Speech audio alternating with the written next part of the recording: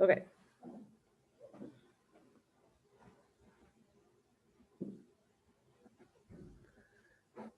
Example 2.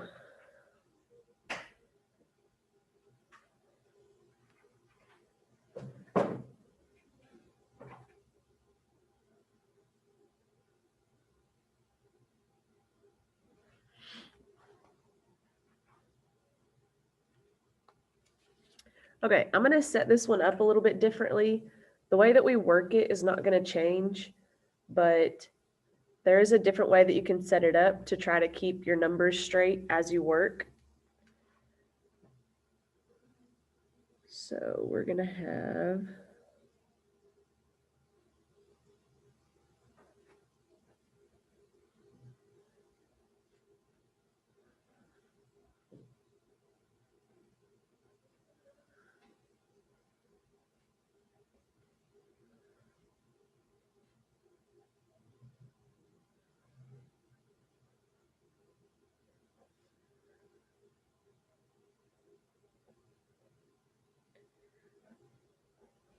okay.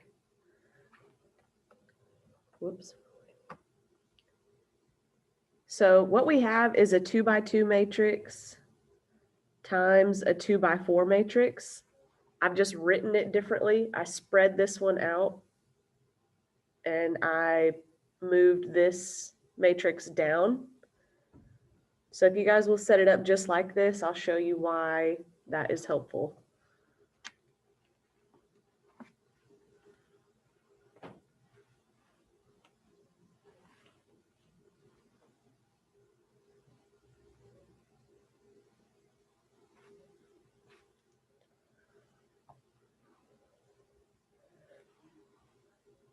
So our 2 by 2 matrix times a 2 by 4 matrix, we need to make sure that these two numbers match. That's how we know we are able to multiply. So they do match, they're both 2.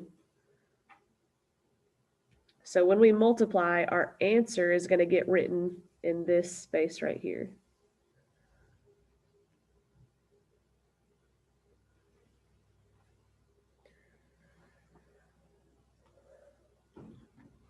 Okay, so what this does, or what it helps with, is when I'm looking to try to find my answer, if I want to know what number is supposed to go in this position, it's in the first row, first column. So that means we're using the first row of this matrix and the first column of this matrix. The nice thing about setting it up this way is that even if you don't remember that or don't know which numbers you're supposed to use, this row feeds right into that number, and this column feeds into it.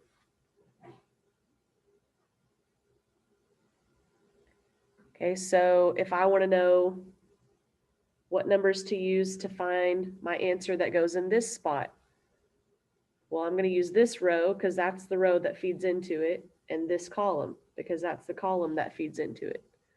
So you just see where the rows and columns meet, and those are the numbers that you use to find the answer for those spots. So that's what we're going to do.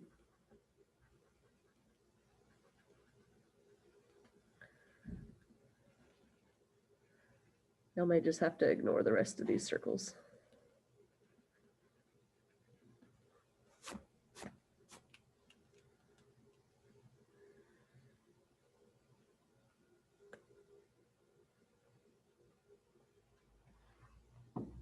Okay, so we'll just start in the first row, first column.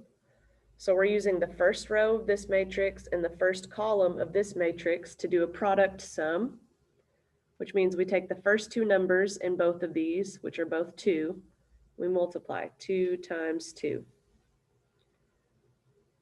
Then we add -4 times 4.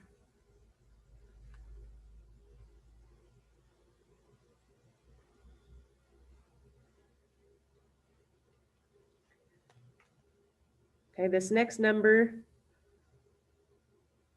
to get our product sum, we use the first row because we're still in the first row, but now we're using this second column.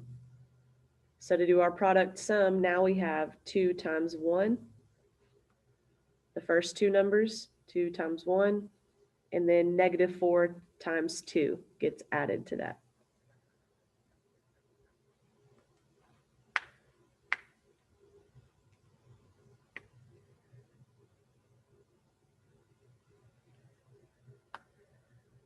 Okay, and if you remember from yesterday, we noticed a pattern that everything in this first row in our answer should be using the first row numbers from this matrix, 2 and -4.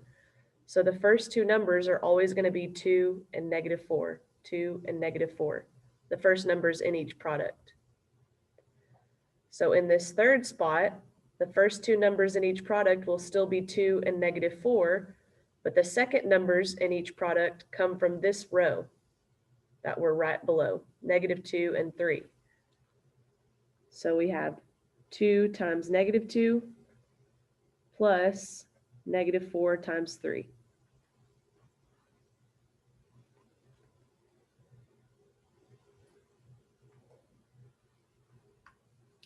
The last number, we're still in the first row, so we're still using 2 and -4, but now we're using this column, 0 and -3. So we have 2 times 0 plus -4 times -3.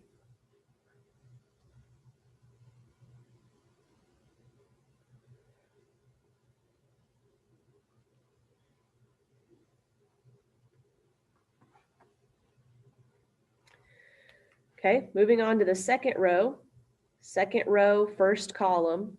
If we want to know what product sum goes here, we use the second row from this matrix and the first column from this matrix. So our product sum is 6 times 2 plus 1 times 4.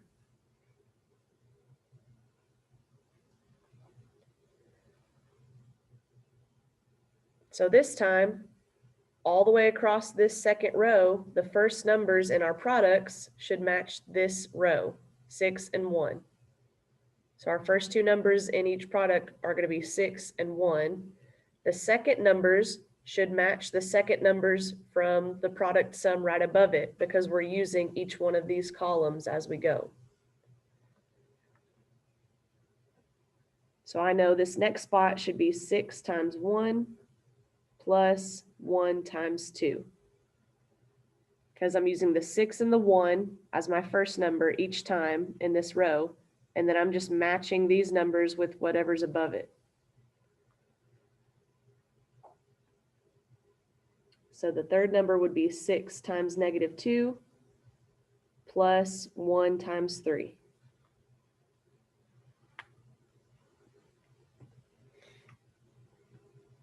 The last one, 6 times 0 plus 1 times -3.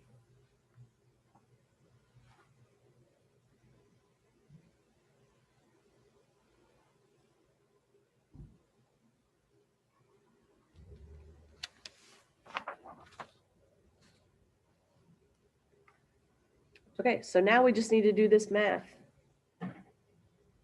You can do it all in one step if you want, or if you need to break it down into more than one step, either way is fine. Just make sure if you're trying to do it all in one step that you keep your math straight. So if I start in this first row, first column, we've got 2 times 2, which is 4, and -4 times 4, which is -16. 4 plus -16 is -12. So if you can't keep all of that straight in your head, or if you want to plug it into your calculator, that's fine too. But if you need the extra step, then take the extra step, if that's what it means to get the answer right. Okay, next, 2 times 1 is 2 plus -4 times 2. So we've got 2 plus -8, which would be -6. Next, we have -4 plus -12. So we get -14. Then we have 0 plus +12 to get 12. So that's our first row. Second row, we have 12 plus 4. 16. 6 plus 2 is 8. -12 plus 3 is -9. And 0 plus -3 is -3.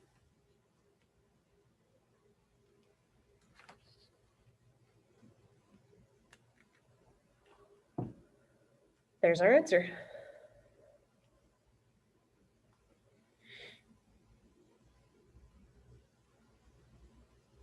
Okay, this isn't a third example, but you will have a practice problem like this.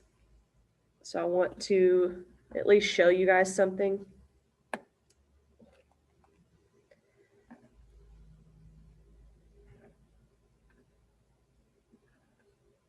You don't have to write this, you can just watch.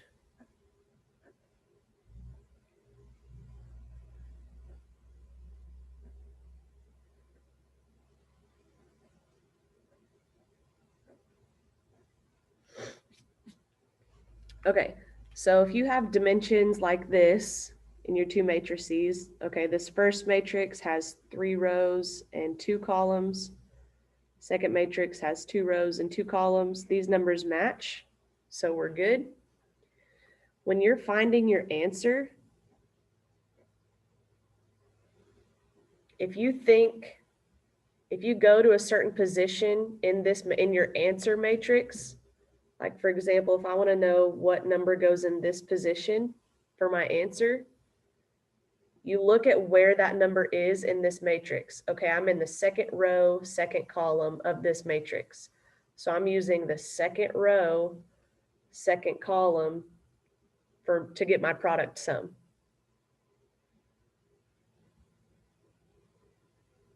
Okay, so it's not like you're working backwards, but you are looking at the position in your answer matrix to figure out what numbers to use to get that number. Whatever position you're looking at or you're working on in your answer is going to determine what row and column you use to get there. Anybody have questions?